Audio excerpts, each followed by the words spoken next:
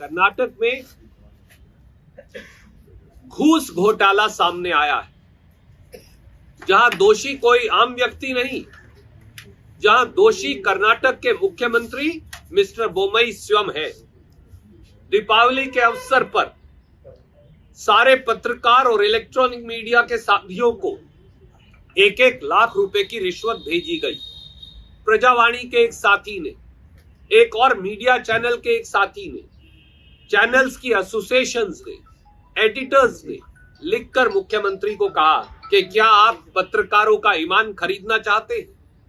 ये 1 लाख रुपए की कैश रिश्वत जो मुख्यमंत्री भेज रहे हैं, उसमें वो सीधे सीधे जिम्मेवार हैं और अब ये सामने है। केवल सार्वजनिक तौर से माफी मांगने से काम नहीं चलेगा। कर्नाटक की सरकार हिंदुस्तान की सबसे भ्रष्ट सरकार है। भारतीय जनता पार्टी ने भ्रष्टाचार के सारे रिकॉर्ड तोड़ दिए।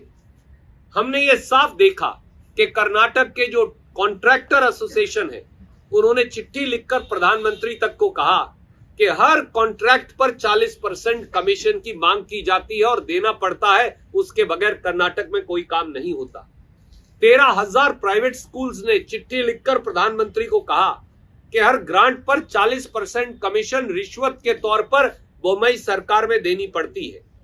यहां तक कि संतोष पाटिल जो बीजेपी के एक बड़े नेता थे, उन्होंने आत्महत्या की ये कह के कि वो 40% कमीशन रिश्वत नहीं दे सकते, पर किसी के कान पर जू तक नहीं रहेंगी। हमारे मठ के जो स्वामी हैं, स्वामी दिंगलेश्वर जी, उन्होंने स्वयं सामने आकर कहा कि जो मठ को राशि भी जाती है, जो धर्म के काम के मदद के लिए राशि जाती है, उस पर भी भाजपा की सरकार कर्नाटक में 40% कमीशन लेती है। पुलिस सब इंस्पेक्टर की भर्ती में 80-80 लाख रुपए साफ पकड़े गए और अनेकों अधिकारी समेत डायरेक्टर जनरल पुलिस के इस समय जेल में है। पीडब्ल्यूडी के इंजीनियर्स और जेई की भर्ती में सरेआम रिश्वतखोरी पकड़ी गई। असिस्टेंट प्रोफेसर्स की नौकरी की भर्ती में सरेआम रिश्वतखोरी पकड़ी गई। डिस्ट्रिक्ट कोऑपरेटिव बैंक की भर्ती में सरेआम रिश्वतखोरी पकड़ी गई।